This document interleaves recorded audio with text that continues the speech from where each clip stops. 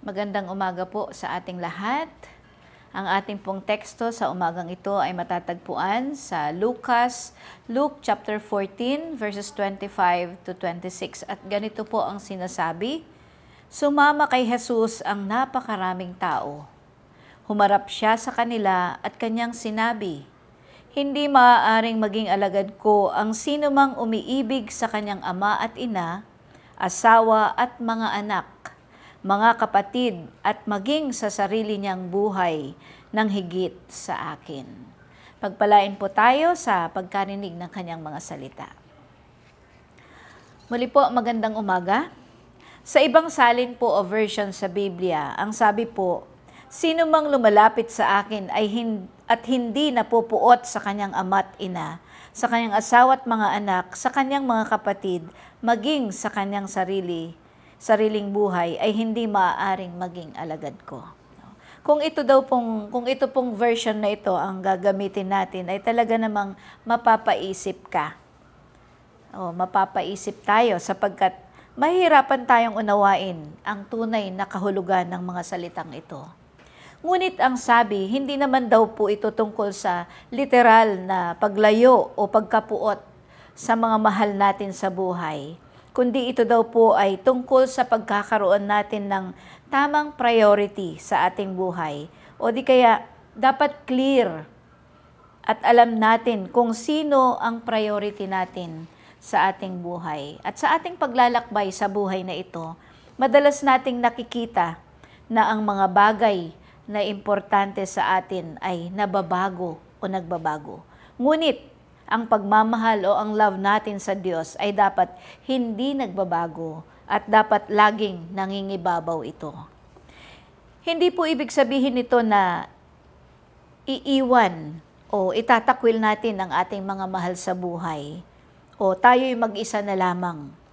Kundi ang ibig pong sabihin nito ay kahit gaano man kalaki o gaano man kalalim ang ating pagmamahal sa kanila, higit pa dapat ang ating pagmamahal sa ating Panginoong Diyos.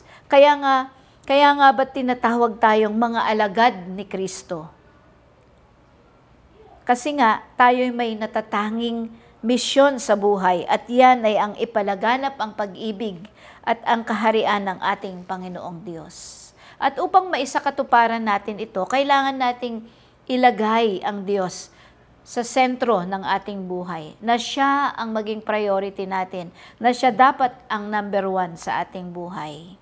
Huwag din nating kalimutan na ang tunay na pagmamahal sa Diyos ay hindi dapat hadlangan ng ating pagmamahal sa ibang tao.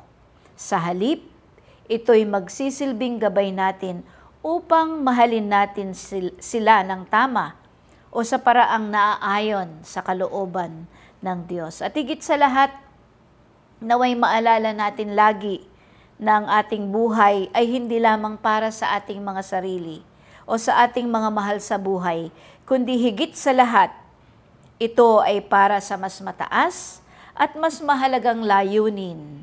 At yan ay ang maisakatuparan, ang plano ng Diyos para sa ating lahat. Purihin ang ating Panginoon. Tayo po'y manalangin. Panginoon naming nasa langit, tulungan mo po kaming magkaroon ng lakas ng loob na ilagay ka lagi sa sentro ng aming buhay at bigyan mo po kami ng sapat na pagmamahal at pagtatalaga sa iyo at sa aming mga kapwa. At gayon din na aming itinataas, Panginoon, ang aming iglesia, 10 ng kanyang mga kaanib nito, Panginoon, at maging kami na mga leaders ng iglesyang ito na patuloy na kami ay iyong pangunahan. At sa lahat ng aming mga pinaplano, mga gagawin, ay hiling namin, Panginoon, na ikaw ang maitaas, ikaw ang maging sentro nito. Amin ding itinataas, Panginoon, at idinadalangin ang mga kapatid namin, mga mahal namin sa buhay, mga kakilala namin na nasa badig ng karamdaman. Nasaan man sila ngayon, Panginoon, ano man ang kanilang mga ginagawa, patuloy na hiling namin na hipuin mo, Panginoon, ang kanilang buhay, ang kanilang physical na pangangatawan upang maranasan nila ang mirakulo ng kagalingan na nagmumula sa inyo. Amin ding inaalala sa araw na ito ang mga kapatid namin na nakarating sa kanilang mga kaarawan at ganoon din sa mga wedding anniversaries. Patuloy, Panginoon, na i-bless mo po ang kanilang buhay, maging ang kanilang mga naisin at dinidesire ng kanilang mga puso.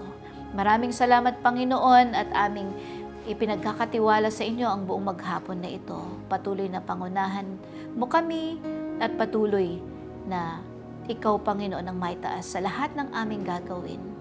Sa lahat, Panginoon, ng aming mga makakasalamuha, ikaw ang makita, Panginoon.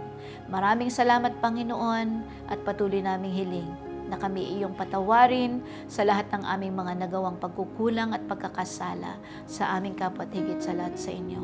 Ito ang aming dalangin sa makapangyarihang pangalan ni Jesus. Amen. Amen.